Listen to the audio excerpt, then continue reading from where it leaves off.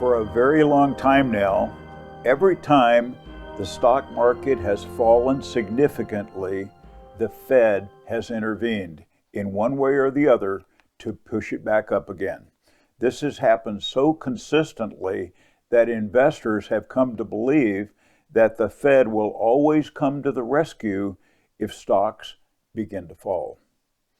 Experience has taught investors to have faith in the Fed and therefore to always buy the dip when stocks sell off.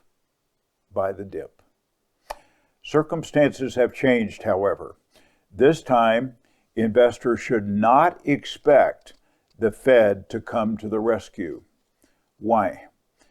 Inflation is very high, and the Fed is going to tighten monetary policy aggressively until inflation, comes back down, regardless of what happens to the stock market or other assets, meaning bonds and real estate.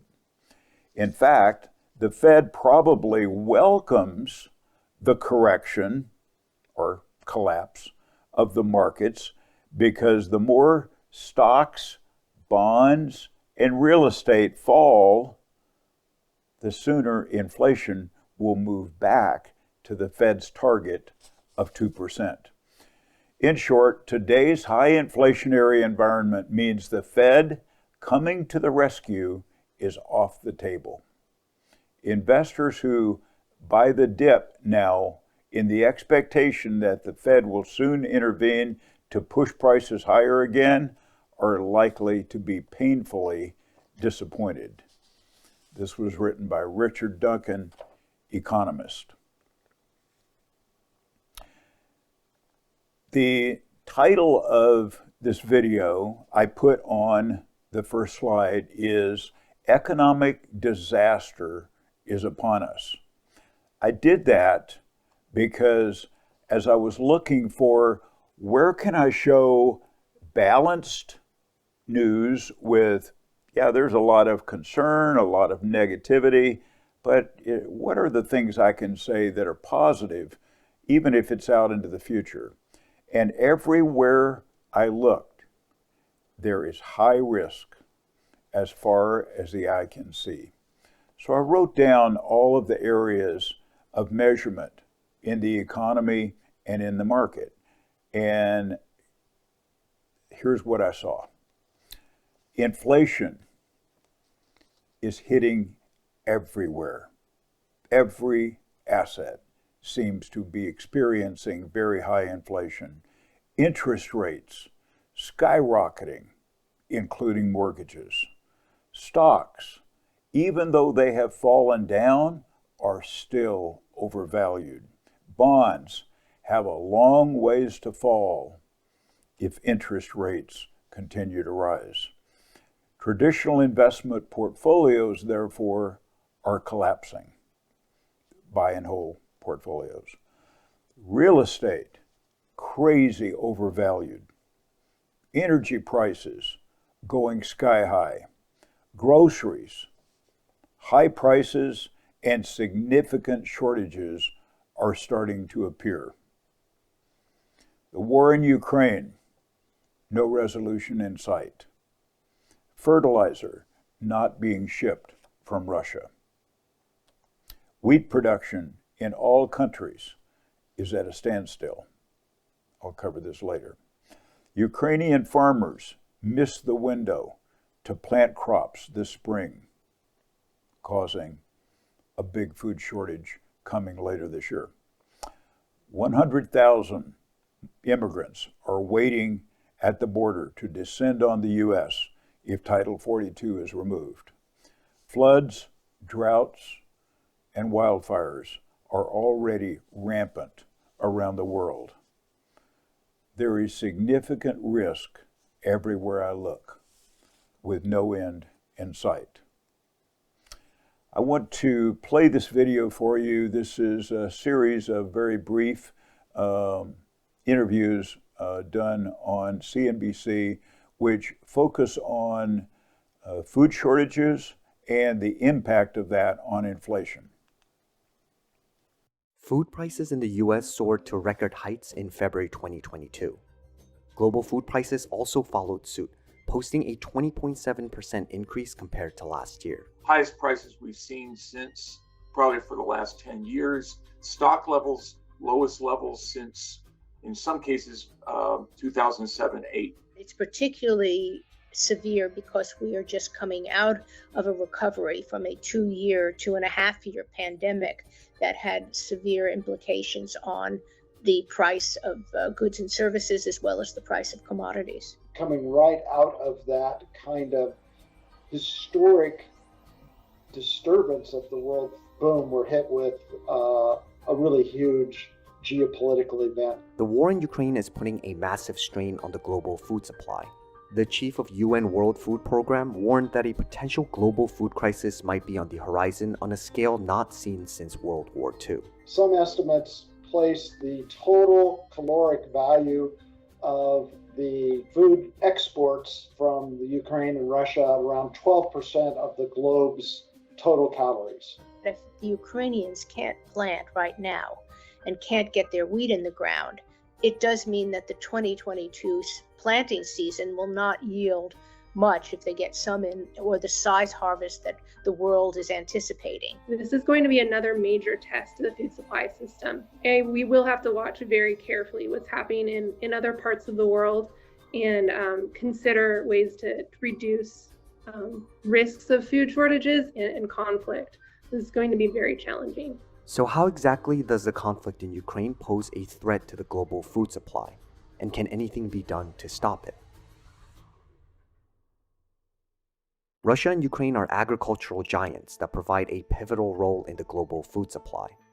In 2021, Russia exported $37.3 billion worth of agricultural products to the rest of the world, while Ukraine exported more than $27 billion. They've regained their role as one of the primary breadbaskets of the world. They're not only large in wheat, but also in things like corn, where they account for some 20-25% of corn exported in the world, sunflower oil, where the two countries account for almost 75%. So a lot of nations depend on exports from those two countries. But the Russian invasion has had a drastic impact on Ukraine's agricultural exports. The country banned exports of several grains, sugar, salt, and meat in early March. The blockade of the country's port has also halted the shipment of existing grains. As a result, Ukrainian grain exports in March were 4 times less compared to the levels in February. To ship 9% of the world's grains when you don't have a seaport is quite difficult. Now, there's some talk about shipping on trains or on land, but it's not a substitute for the massive kinds of shipping that was existing before.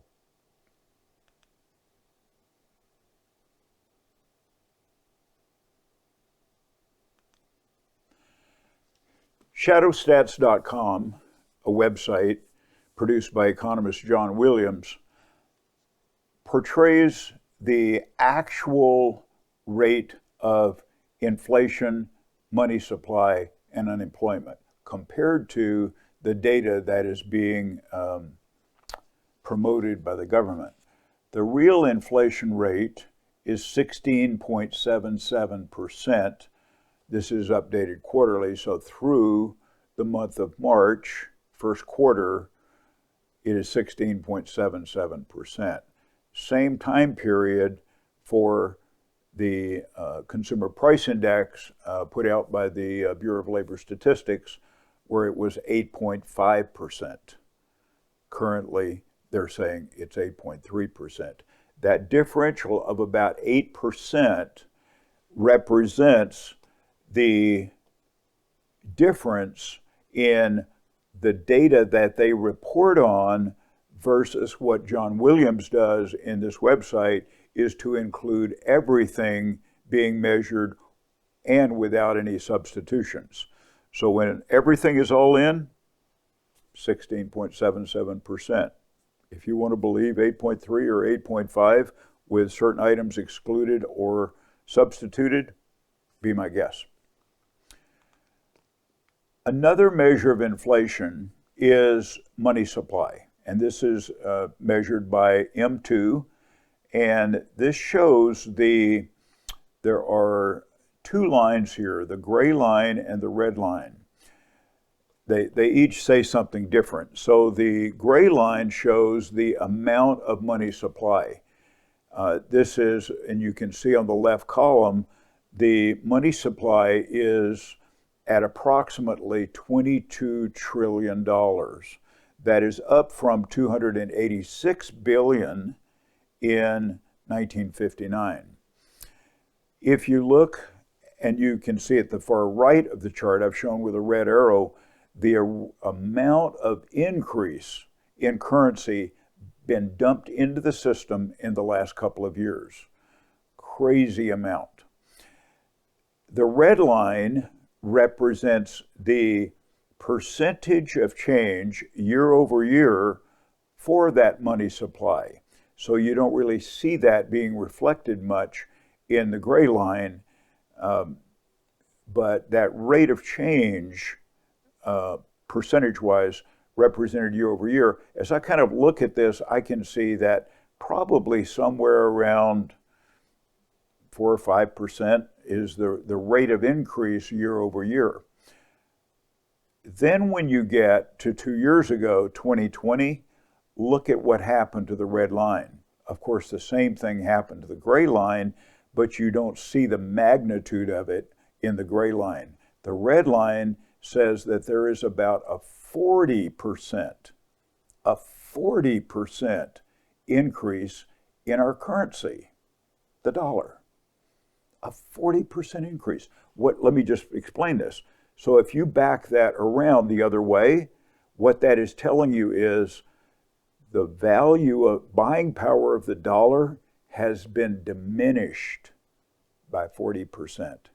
You're buying 40% less goods and services than you did 2 years ago. And no surprise, we're seeing that. We see it at the pump, we see it in the grocery store. Over a 2-year period, yeah, it's about 40%. And completely out of control. The third item, and this doesn't relate to, inflation and interest rates as directly, but it's on their website. I thought I would show it to you, but just because it shows you the amount of manipulation that the government does to the data. When you look at the unemployment rate, the red line, that's put out by the Bureau of Labor Statistics.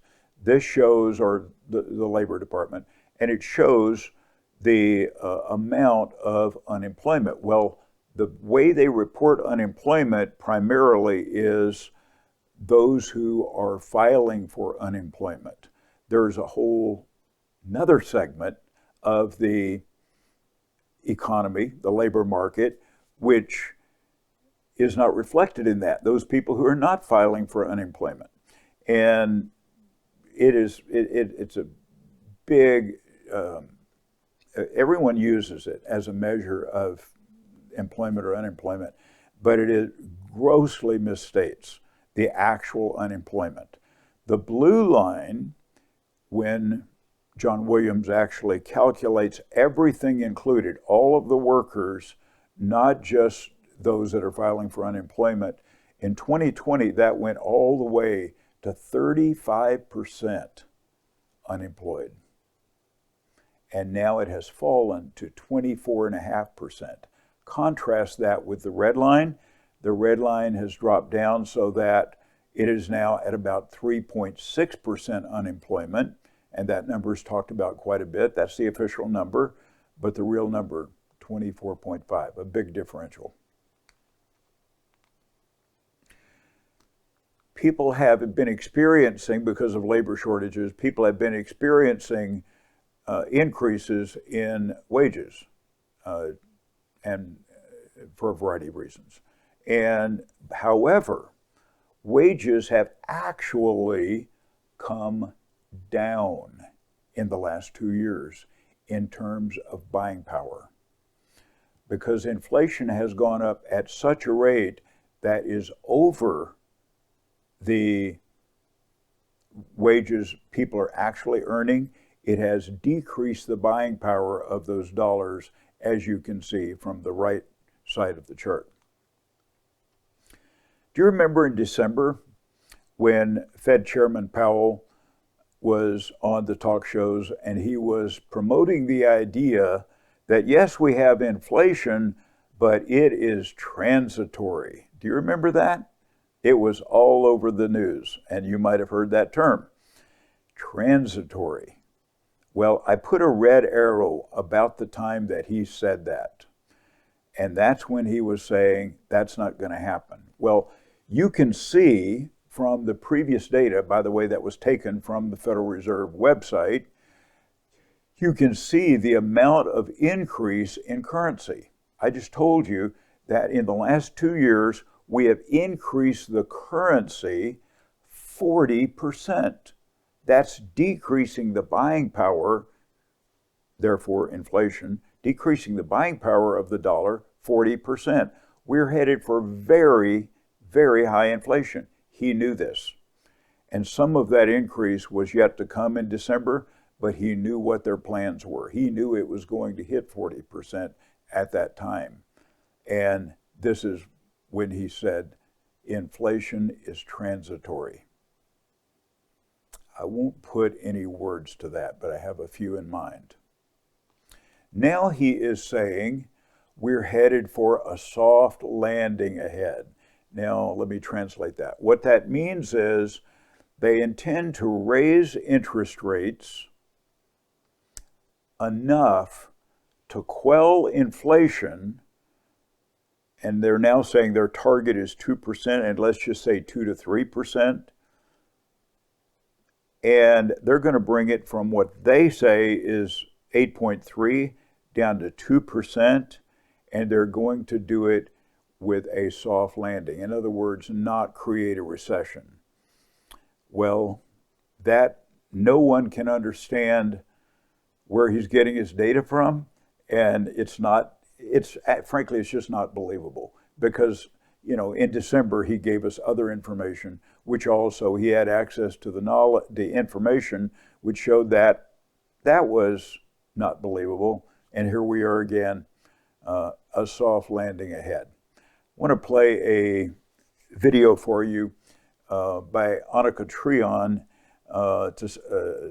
a CNBC clip, and it is where she is questioning the Fed's ability to implement rate increases and still avoid a recession. Here we go. What to you is the biggest risk to equities? Is it inflation? Is it policy errors by Fed governors, both in Europe and here? Is it something else? Or are they all kind of connected? And I'm asking really the same question all in one, Annika. I think it's all kind of connected. It's this cocktail which comes together, and it's all about the ultimate question. We're all asking it. Can the Fed pull off a soft landing? And there's huge trepidation around it because the statistical probability of doing so is very, very low, especially considering that we're starting at shockingly high levels of inflation and extremely tight labor markets, which doesn't set for a very high likelihood of being able to pull this off. Okay, back to 1980 or 1955. From 1955 until today, there have been 10 recessions. A recession is measured by 2 consecutive quarters of contraction in the economy. In other words, negative growth. Every recession, those 10 recessions, were all preceded by, this chart shows it, all preceded by a tightening of interest rates, namely rate hikes, tightening of monetary policy.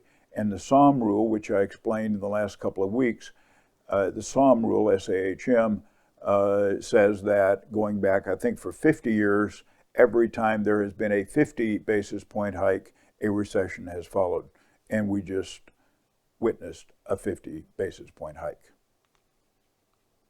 Now, this is an important chart. It looks a little confusing. I'll explain it to you.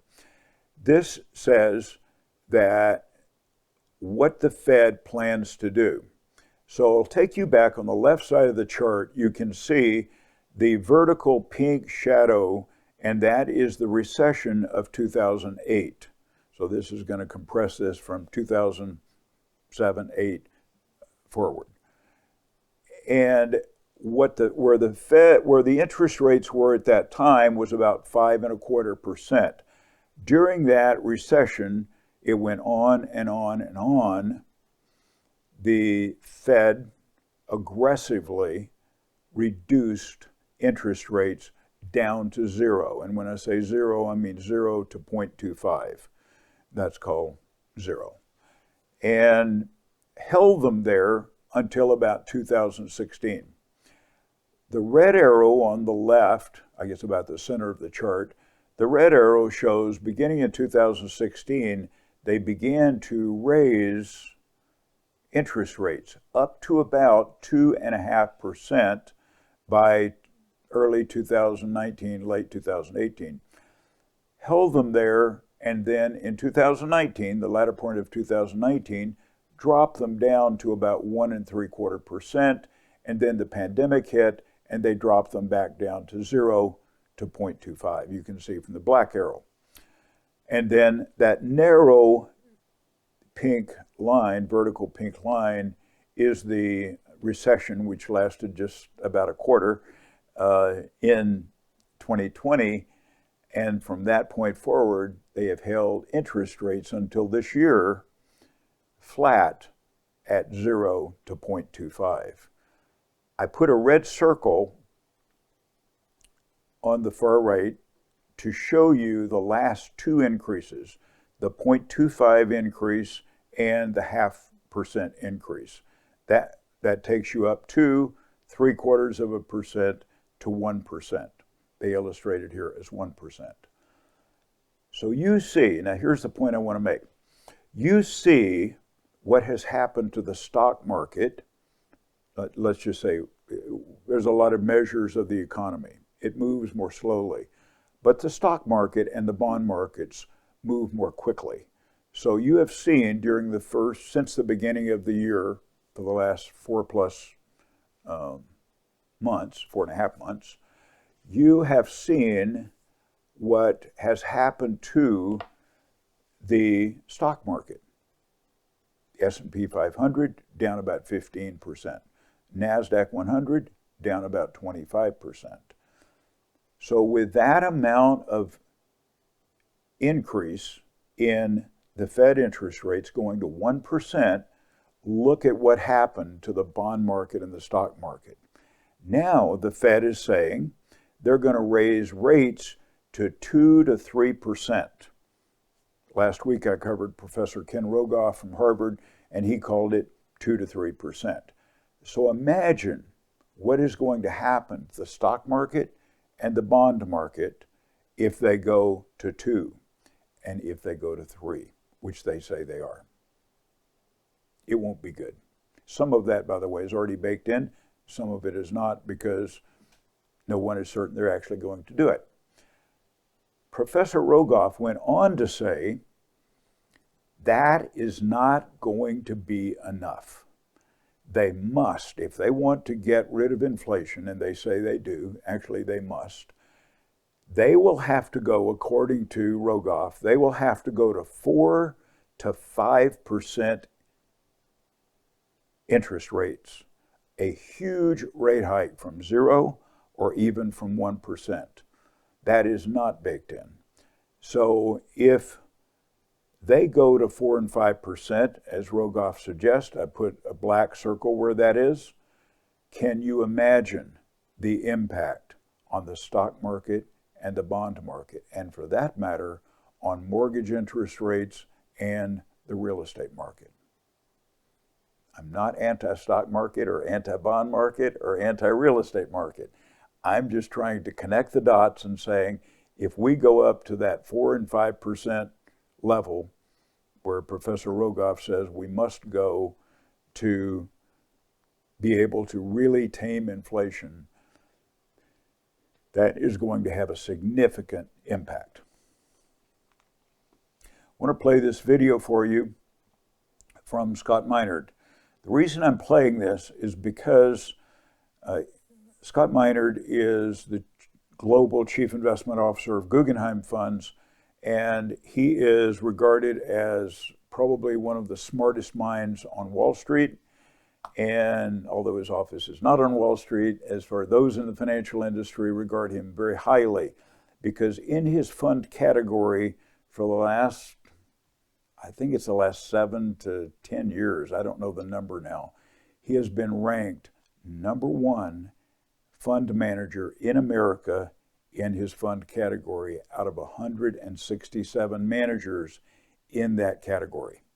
So he is doing, and they're all smart people. They all have their own measurement of metrics, and somehow he has risen to the top and has a methodology and an insight that is higher than those in that fund category. And therefore, whenever Scott Minerd says something, I definitely pay attention to it. His amount of accuracy has been uncanny. I want to play this video for you. Can I get your initial reaction to what we've learned in the last 10 minutes or so? Sure, Jonathan. I think that everything we've learned today is pretty much, I think, in line with expectations of what the market was expecting. And I think that's why we see stocks kind of having a relief rally and then the bond market really having a muted response. But, I think Diane made some really excellent points. And I liked her comment about the high wire act that the Fed is on, because when you look at the data, you look at the shape of the yield curve, you hear the abrupt shift in rhetoric around inflation being transitory, and we see the dot plot with a very strong path of rate increases. I think that the market has not been priced for the worst case scenario, and based upon just the shape of the yield curve, for instance, which the Fed chose to ignore. Let's remember, they chose to ignore this prior to the last recession, that we are now setting ourselves up for a recession in 2023. Last week, through May 11th, there is what is issued each week is a flow of funds report. And the report showed this. This is what's going on in the market underneath the most, you may pay attention to what are going on with this stock or that stock or the averages. Here's what's going on underneath that. Conventional equity funds showed an outflow of money, outflow of dollars, 8.6 billion. Conventional bonds, an outflow of 6.7 billion. ETF equities, outflows of 9.2 billion. ETF bonds, outflow of 9.9 billion. And even money market funds had outflows of 5.7 billion. All asset classes had outflows. No wonder the market went down. This goes back to for about a year, and it shows the losses in stocks in the NASDAQ 100. And you can see in the NASDAQ 100, they have periods where they're have gains, sometimes attractive gains, and there are periods of time where they have losses. And you can see this measures that the weekly losses, there are 6 consecutive weeks of losses to the far right of the chart for the NASDAQ 100 compared to the periods of time in the past year. When you compound those losses, that is what amounts to about 25% loss since January 1. Bitcoin. You know that I'm not a fan of Bitcoin. I certainly am not a fan of it for an investment. And will it one day be a method of currency that we use? It could be. But as far as an investment, people who are investing in it with the idea that one day, this is going to be the currency that we use. Well, that investment has dropped about 55% in about 6 months. 55%. Not a very good investment. So, yeah, I'm not a fan of it. I'm not a fan because, number one, it's heavily correlated with equities and is even worse than equities. And Secondly, it's not backed by anything. There's no intrinsic value. I'll leave it at that. Theta Research is a platform that measures the performance and a lot of metrics of 51 different managers, active managers, and 125 different strategies of those managers. We were privileged this month to be ranked #1 on the Theta platform for the past year among these 125 different strategies with one of our strategies. And we were very pleased with that.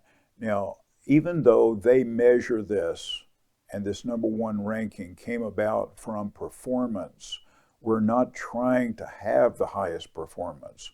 What we're trying to do is have an attractive rate of performance relative to the risk that we take. We're much more focused on reducing risk than we are in getting high performance. Although I do believe that if we manage risk effectively enough, we will actually get very attractive performance. But it comes from managing risk, not from taking more risk, as the conventional approach suggests. We're going to jump into the measurement on the markets. This is a dashboard showing on the left side of the screen the Dow Jones Industrial Average measured by the ETF DIA, S&P 500, TLT, which is the 20-year government bond ETF, and QQQ, the ETF for the NASDAQ 100, NDXT, which is the technology component of that NASDAQ 100, the ARK K fund, which is the innovation fund, and I thought I would put Netflix in. I look at the year-to-date numbers, and it shows that through Friday, the Dow was down 11%, the S&P 500 down about 15%. Bonds, the long-term government bond used to offset stock risk, down 21%. NASDAQ 100 down 24%. And the technology component of the NASDAQ 100 down 28%. The ARK K funds down 53%. And then Netflix down 68%. This dashboard shows the 4 U.S. indexes, Dow, S&P, NASDAQ 100, and the Russell 2000 Small Cap Fund, and the 2 foreign indexes, EFA for the developed markets and EEM for the underdeveloped markets. I take these 6 and relate their performance, their continuing performance on a graph, to the moving averages of those indexes. The averages include the 20-day, 50-day, 100-day, and 200-day moving averages. All 6 are all below their moving averages. All 6. So there are 24 opportunities for just one of them to be above one of the averages and get a green dot, and none of them are. We are clearly in bear market territory. When I say that, I want to point out that while we are in bear market territory, we are in a bear market. It's a cyclical bear market. We don't know the future. We don't know when that's going to change. What I suggest to you that oftentimes happens, no guarantees, but this is more common than not, is that we will experience stocks, in this case, become so oversold and deeply discounted that buyers come in, short-term buyers, short-term traders, come in and push those averages up, or the stocks within them, in the short run, creating what is called a bear market rally, and some people call it a dead cat bounce. It goes up for a while because it needs a little bit of a relief valve, and then it goes on back down and collapses. And it repeats that cycle until it eventually reaches exhaustion. And another word is used as capitulation. And when everyone is sick and tired of owning stocks, and the last one that's ready to sell and get out of it, that's usually the bottom. And you can often tell that by the volume. The volume spikes extremely high, and but we're not there yet. We're not at that level of volume, and I would suggest, and others are suggesting, that we are part of a cycle that is going to continue down, even if in the short run we see moves up, and we have seen very little of that so far. This breaks down the sector components of the S&P 500. There are 11 sectors, and this illustrates all 11 sectors compared again, those sectors compared to their moving averages, the 20, 50, 100, and 200-day moving averages, indicating the level of bearishness in the market or bullishness in the market. We see a couple of them, energy and consumer staples, are above some of their moving averages. Energy actually above all 4 moving averages. But the ones that a lot of people think of in terms of equities, healthcare, technology, financials, retail, consumer discretionary, those are all below all 4 moving averages. And there are 7 positive, 7 green dots, compared to last week, there were also 7 green dots. So hasn't changed from that perspective. Now I want to show you some charts. This is a chart of the one-year chart of the S&P 500, a weekly chart. One move represents 1 week, whether it be up or down, it's a 1-week move. And you can see the level of, the rapid level of decline of the S&P 500 and how far below it is of its 20-period moving average. With the 20-period moving average is the slow-moving blue line contrasted with the red line of the S&P 500. So I drew a red line, a red arrow, to show the period of time when the S&P 500 was moving up, which it did for about 7 or 8 months, and then the period of time where it has begun to come down, represented by the black arrow. Then I take, this is a relative chart, so this, I take the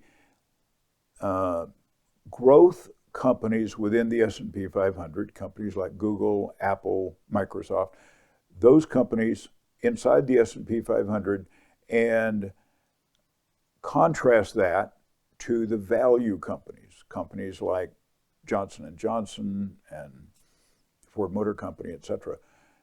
And one being growth being numerator, value being denominator. And for about 6 months, you can see that the growth companies outperformed value, relatively speaking, represented by the green arrow and the chart underneath that red arrow.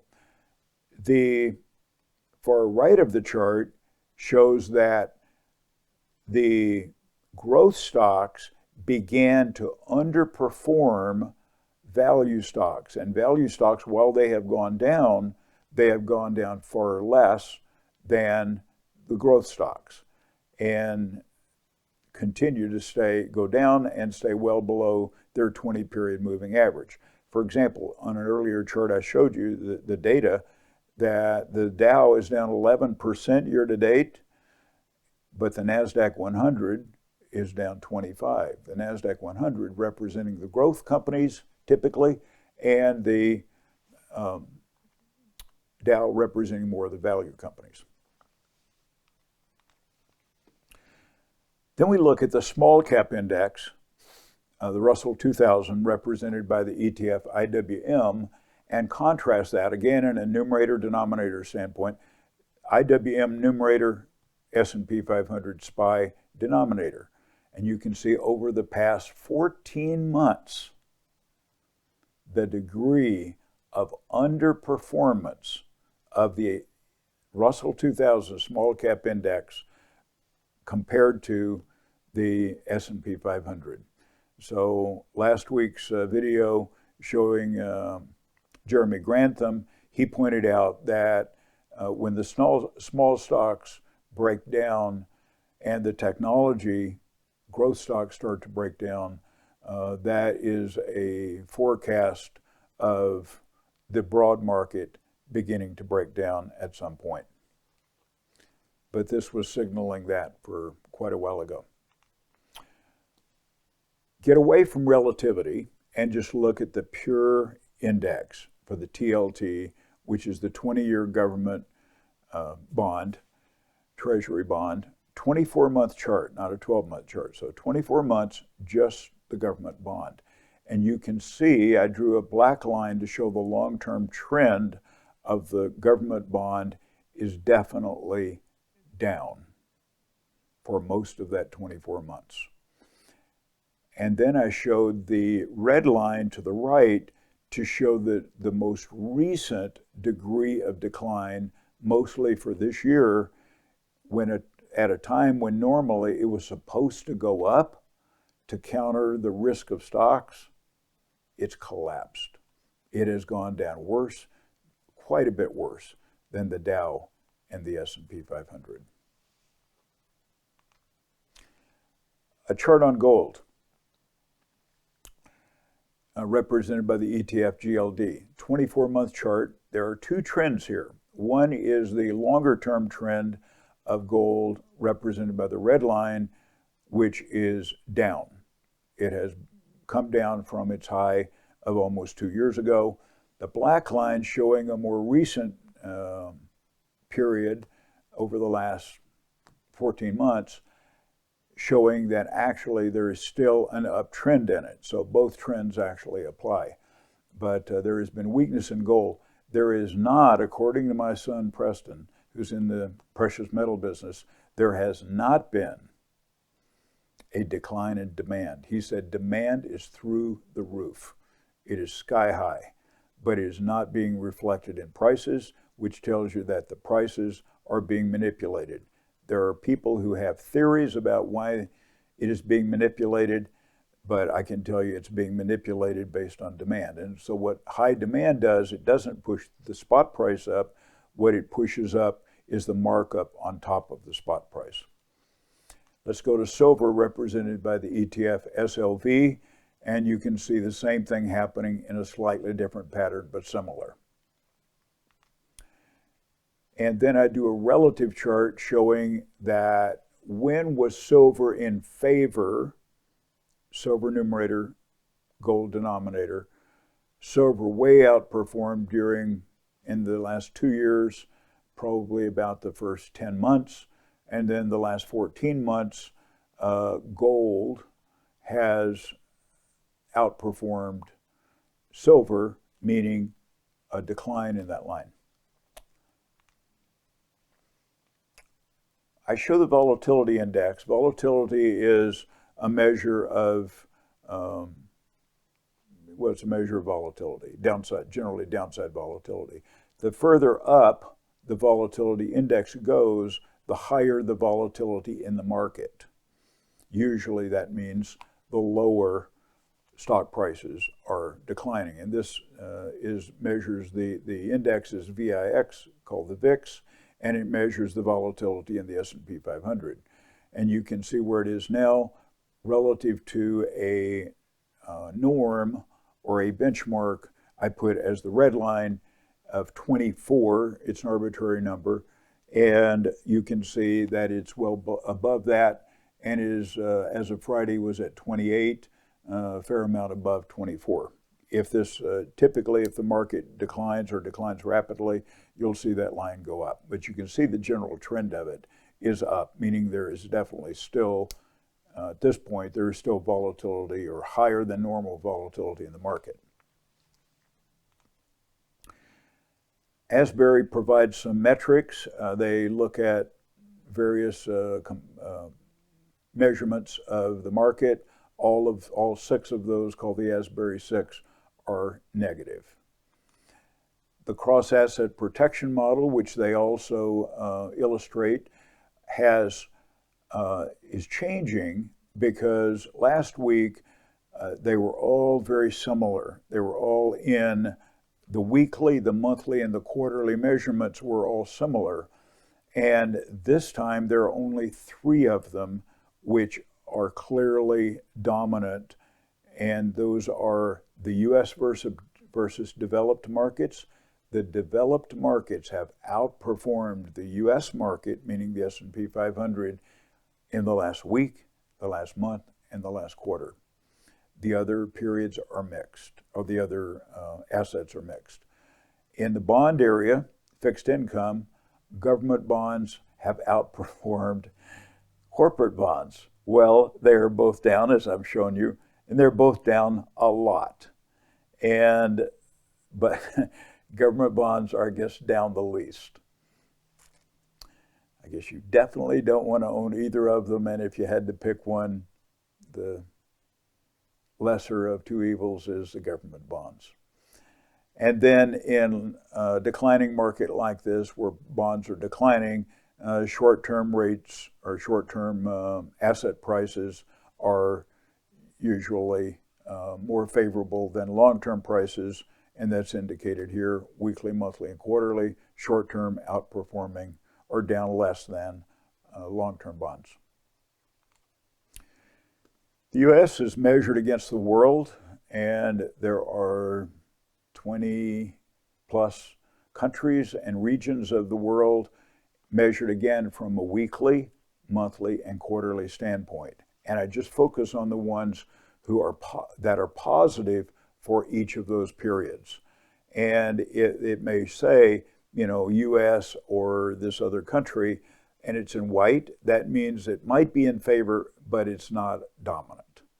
So the ones that are dominant in all 3 categories would be at the very top, Chile, South Korea, Thailand, and the Pacific. And when it says Pacific, that primarily includes South Korea, Japan, and Australia.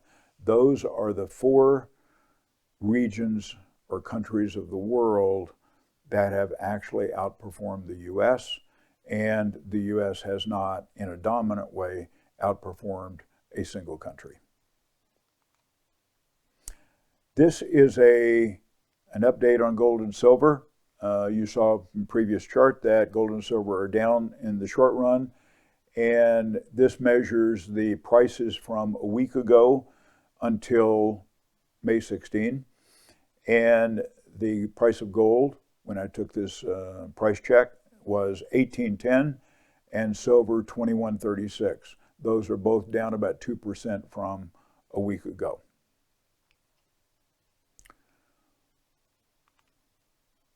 I want to introduce Chris Tempel.